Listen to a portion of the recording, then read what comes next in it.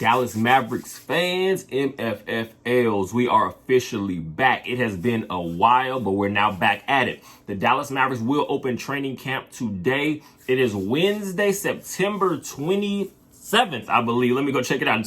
Wednesday, September 27th. The Dallas Mavericks will be now kicking off training camp. And of course, we do know how the season ended last year. It was not pretty. I believe the team record is 38-44. So this team is now, we're in the Luka Doncic era. We have now pretty much solidified that, I guess you want to say that duo role with Luka Doncic, and also being able to re-sign a guy like Kyrie Irving this past offseason. And also the absolute magic that Nico Harrison was able to work during the NBA draft. Pretty much getting off the contract, not getting off the contract, but getting off pretty much taking that one pick that we had and turning it into three players being added to this team. A guy like Richaun Holmes from the Sacramento Kings. Again, he has been a player that's had some productivity in this league a couple years ago. Sometimes, again, a change of scenery is all that's needed for a guy like that, maybe. Again, I'm not expecting it. We're talking about an all-star type season or anything, because, again, this could be a guy that's not even a starting player for the Dallas Mavericks this season, but it will be a guy to add to the rotation in general that could prove to be vital in the long run of the season. Also, Derek Lively, getting a guy from Duke, a center. Again, a guy I'm gonna hope and pray. And again, a guy that's being mentored by Tyson Chandler, helped bring this team a championship in 2011. Of course, if we can get a guy like a Derek Lively to just be even somewhat in the mold of a Tyson Chandler, that'll be huge. And one of the guys that, again, I'm very high on a guy like Derek Lively, but Olivier Maxence Prosper from University of Marquette. A guy that's going to be rugged, gritty. And if you watch anything of Summer League, and I have videos from the past, of course, talking about the Summer League, I guess you want to say that journey that some of these young guys, more specifically, some guys that, again, ended up being the Dallas Mavericks' first two first-round picks this past NBA draft, Derek Lively and Olivier Maxence Prosper. These are going to be some guys that are pretty much going to find themselves somewhat in the mix. So we will see exactly how that goes going forward. After that wildly disappointing 2022-2023 NBA season, again, ending in 38-44 record, which was not, of course, not good by any estimation, especially for a team with a player with the caliber of the talent level of a guy like Luka Doncic, and also adding in a guy like Kyrie Irving into the mix, who, although, again, we're trying to figure out everything on a fly once Kyrie Irving became a Dallas Maverick. We're talking about a guy that still was a 27.1 point scorer over the totality of between the Brooklyn Nets and the Dallas Mavericks. But just with the Dallas Mavericks alone, 27 points, 6 assists, 5 rebounds. That's a guy, again, that you can build a lot off of, because, again, that just gives that secondary player. Because, honestly, of course, once Jalen Brunson left to go join the New York Knicks, of course, a lot of people were very confused. What are the Dallas Mavericks going to do about that secondary score? Because we knew exactly what it looked like prior to the emergence of a Jalen Brunson, what a team looked like with Luka Doncic being your main predominant scorer. Of course, we had Porzingis before then, but we're talking about a guy often in and out of the lineup you couldn't really count on to be there available. So what exactly we have? Now, you know for sure, after re-signing a guy like Kyrie Irving, that's huge for the future going forward. Also, Richaun Holmes, a guy that, again, we're talking about a 2021-2022 season, in about 23.9 minutes per game, a 66% field goal percentage shooter, 10.4 points a game, 7 rebounds, 1.1 assists in 45 games. And, of course, the Sacramento Kings added a guy like Domantas Sabonis. So what they kind of did was, honestly, the things that Richaun Holmes is good at, Sabonis could easily replace that, honestly, to a higher level, of course. Also, we're talking about that's also an all-star level player in Sabonis. So that pretty much just opened up the capabilities of a guy. Richaun Holmes was not going to be able to be retrieved. So the Dallas Mavericks were able to get in on that on draft night and bring him to the Dallas Mavericks. So, of course, we re-signed Dwight Powell. Also, the trade that ends up bringing Grant Williams to the Dallas Mavericks. We're talking about a guy that's going to be, to me, that breed between whether you're talking about a small ball lineup or whatever. I personally see him as a guy that can kind of play your 3, but he's going to be more so used as a 4. I'm going to assume in this specific rotation, because, again, he is although in size and maybe not in height, he has a nice solid size. We're talking about a guy that can kind of bang a little bit with bigger bodies. So that's not a guy that you're really going to be worried about in capabilities of being able to just take on different types of offensive players and handle them defensively.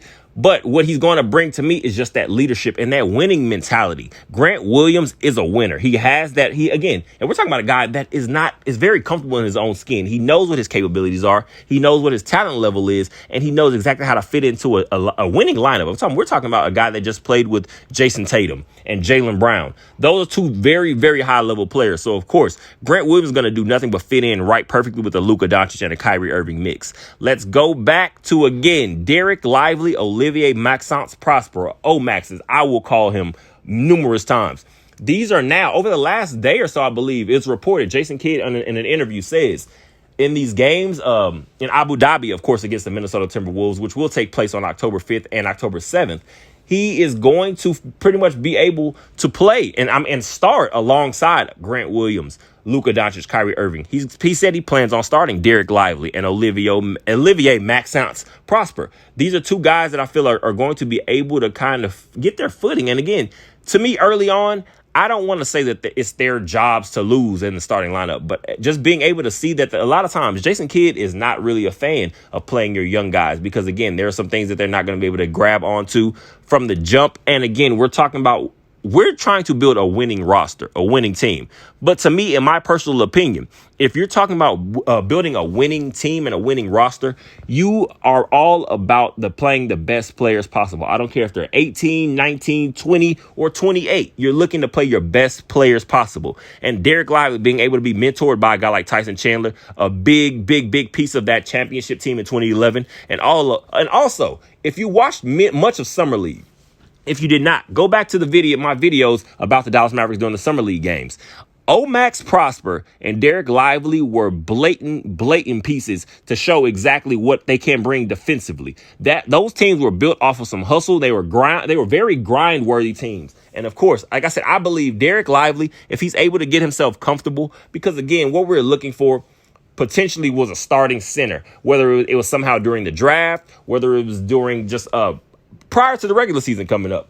And, of course, the Dallas Mavericks are kicking the tires on ideas for Clint Capella, guys like that from the Atlanta Hawks. But the asking price seemed to be too much. So I'm all for just letting these young guys get their feet wet. Because, again, sometimes it may take them half the season. It may not be a full season of just complete development. Sometimes guys can pick it up a little earlier. So one thing I will say, both of these guys have some tenacity to their game. And they will bring some defensive effort. And that's the number one thing the Dallas Mavericks are looking for. Rebounders, guys that are going to grind. And if you watch Omax Prosper, that's a guy that's not scared to take the ball to the rim if necessary. He's going to be very good in cutting. And again, we're going to see exactly what he looks. Both of these guys, but especially I'm going to say Omax Prosper and Derek Lively, what they're going to look like in these first games of the preseason. I guess we're going to call the preseason, of course, overseas. They're going to be able to show if they're capable of making these plays. And again, we're talking about winning plays. I'm not looking for guys to be 20-point scorers, 10 rebounds necessarily from day one. I'm just looking for development. And exactly, if these guys can bring that, the Dallas Mavericks are on their way to just reaching a level that we did not reach last year. And returning to the Dallas Mavericks now for the third time, hopefully third time's the charm, Seth Curry. He's now 33 years old. We're talking about a guy, he's been dealing with a little bit of a few injuries the last year or so. But again, he's still a capable shooter. And now we have to figure out where exactly he fits into this guard rotation because Tim Hardaway, as of right now, is still with the team. He has not been traded or anything. Of course, Jaden Hardy, we're all looking for a big jump in him just in production and just availability and just getting more minutes. Because again, we did see him the way they tried. He was tried to be used during Summer League more as a point guard. We can see that's not his more comfortable, I guess, spot in this rotation. It'll be a guy that you're pretty much counting on to come off the bench potentially and just come in and be your bucket getter. Again, that is exactly where I see him fitting in. So can Seth Curry just be another additional spacing guy, but spot up shooter for Seth Curry? I mean, not for Seth Curry, a Luka Doncic, a Kyrie Irving. I believe he still has that potential. Also Dante Exum, a guy, again, we're talking about a former 5th overall pick in 2014 with the Cavaliers and then he ends up with the Cavaliers after that in about 2019 to 2021. Then later than that, he goes to play overseas. We're talking about FC Barcelona and things like that. So, but it's a guy, he's like 6'5", 6'6", about 210. And again, if he's able to knock down the three, I feel like Dante Exum is just going to be another guy that we can count on to be a ball handler. And again, one thing you're counting on in an NBA season, especially, you need as many bodies that can do things that are going to lead to wins as possible. It's not always about, we're not necessarily here. We don't need a Dante Exum to be out here getting 15 points a game. But if he's a guy that can get you about 8 a game, 3-4 assists, and again, be a capable rebounder and somewhat solid defender, we're going to be good to go. Also, Derrick Jones Jr. I feel like this is going to be one of those sneaky moves many people are not going to talk about. Talking about a guy with about 6'6" in height, somewhere around there, about 7-foot wingspan. He's very springy. He's a very athletic player. Last year with the Bulls in 2022, 2023, 14 minutes a game, 5 points a game, a 33.8% three-point shooter. That's not really his strong suit. And of course, being on this team, again, we're all going to be all about spacing. But it's kind of in the same way I talked about a guy like Max Prosper. He's going to be able, I feel like he might have a better, higher ceiling maybe with the three-point shot. But again, if both of these guys are just going to be guys that are able to cut to the basket, you're going to get so many easy buckets playing with the Luka Doncic, a Kyrie Irving. These are two guys that are going to, their gravitational pull on an offense is big and major. So as many as athletic guys as you can get, that's going to do nothing but add to our defensive capabilities. And then easy buckets. We saw last year, we had no problem with scoring, but if you can just add guys that are going to be able to get you these easy buckets, whether in transition or just cutting on simple half-court offenses, we're going to be good to go. Markieff Morris, re-signed him. Again, this is a guy we're talking about. To me, I'm looking at Markieff Morris as, again, we're talking about the other twin, not Marcus Morris, Markieff Morris. I'm looking at him more as a guy that's going to be just for your culture. You need some of these tough-minded guys that are all about business. And again, necessarily, even if you're not on the court, you might be from the bench. It might just be in practice situations. You're going to, especially, again, as big as it's going to be, the Dallas Mavericks are going to be playing over in Spain. We're going to be playing in Abu Dhabi. And then coming back to play against I believe the Detroit Pistons in the last of the fourth preseason game before we start the regular season on October 25th against the Spurs. You're going to have guys like Markieff Morris. They're going to be about culture. They're going to be some of those guys that you're going to count on to be leaders somewhat. Of course, we're not having a guy like Theo Pinson on the team anymore. We're talking about the team cheerleader in quotations. You have Markieff Morris, a guy I believe is going to be just big for the culture and just, again, holding guys accountable and disciplined. But again, I feel like this team now, with just the pieces that were added during the draft and offseason, all of this, is going to pretty much look to hopefully build a more well-rounded team, not just all offense. And I definitely don't want to be all just strictly defense. But again, I feel like we're going to have a perfect balance. And again, round these things out, let Jason Kidd get in the lab with the rest of these coaches and the front office, and hopefully we'll see what we have to go. The Dallas Mavericks will have 4 preseason games this season, again, prior to the regular season, of course, and it will begin October 5th, I believe, against the Minnesota Timberwolves, and also a second game will be against the Minnesota Timberwolves on October 7th, and both of these games will be in Abu Dhabi. So this team is going to have a perfect opportunity to pretty much figure each other out. And again, when you're getting these overseas games, there's going to be lots of traveling. There's going to be lots of times to spend the one-on-ones with each other as teammates. So this is going to be the perfect situation for these guys to pretty much learn each other, get everything down pat, and hopefully that'll bring these guys closer together for the regular season and hopefully a very, very good playoff run. Again, I believe also the third game will be preseason game this year. Will be against Real Madrid, Luka Doncic's former stomping grounds, of course. That game will be, the third preseason game, and Luka Doncic being able to travel back to Spain. Again, I'm sure that game is going to have some value to him. Just that fan base out there in general. Of course, we know how huge it is. And then this team, I believe, October 20th will have the final preseason game back here at home, heading into the regular season, which we're going to hope. And again, these are going to be perfect opportunities for guys like Josh Green to show that they do have the capabilities to be now actual valid and solid rotational pieces. Because again, we have seen Josh Green take a step up in his game last year at certain times. But again, you would kind of see he'd have his 20, 30-point games, and then you kind of see him come back down to earth a little bit. So what we're looking for now from Josh Green is to be able to show just some more consistency. Also, a guy like Jaden Hardy, what he's shown, especially going through back to Summer League, this team was trying to get a look at him as a facilitator and as a point guard, and we saw it had its, I guess, bit of its shaky moments because, to me, Jaden Hardy, that's not his actual natural position. He's a guy out there that's going to be on the court to get buckets. And again, if we could just maximize that. Now, of course, you want to see things like guys like Jaden Hardy, especially that do have these scoring capabilities.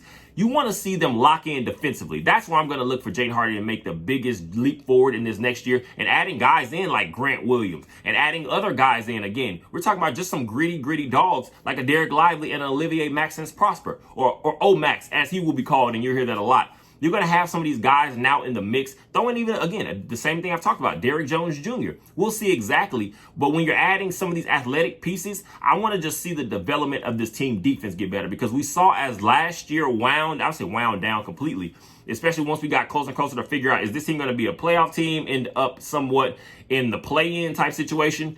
The biggest thing that was detrimental to this team was defense and rebounding. Those are going to be the number one staples. So hopefully a guy like Derek Lively, if he is able to get that starting job, then he's going to be able to kind of throw his name in the hat again. A guy that's going to pretty much be able to improve. And again, like a guy like O-Max. Those are going to be huge pieces going forward. See what Rashawn Holmes has. Dwight Powell, we know, has been the staple here. He's the community guy. I'm not a fan of Dwight Powell, the player, per se, because, again, I feel like you can get much better. And if Dwight Powell's playing anything more than about 10 minutes a game, again, just to give some guys a breather, then this team is not getting the job done. And that's pretty much going to be a lot more of what we saw from last season. But I'm going into it with a positive mindset into this upcoming season. Hopefully you guys are too. We will be able to tap back in real soon because, again, training camp, preseason is going to be very exciting, because also we do want to get some of these guys healthy. Again, I spoke about Luka Doncic playing overseas, and you know how much he takes the international playing for Slovenia very seriously. Also, guys like Dante Exum, Josh Green were able to play for Australia. So you were able to get some of these guys some run, but we want to get Luka back healthy, because that leg health is something I'm going to keep an eye on, and I'm sure the rest of the fan base will as well. But again, positive vibes, positive energy going into it. Again, they did the one thing that is been reported is that the Mavs organization had found themselves having to shut down the training center, because the guys have pretty much been there since, especially since Luka's gotten back about last Wednesday, I believe. The team has been locked in, working together, working out, and they just want to pretty much let these guys get a couple days off. So that's great to just hear that these guys are locked in and focused, because there are big goals ahead. Kyrie Irving being back in the mix, now having a Grant Williams, a guy that's been a bona fide, again, just hardworking player for a winning team like the Boston Celtics over the last recent years. This is going to be big. I'm excited. I hope you guys are too, and we will be back with some more information and news real soon. So I appreciate you guys, and go Mavs.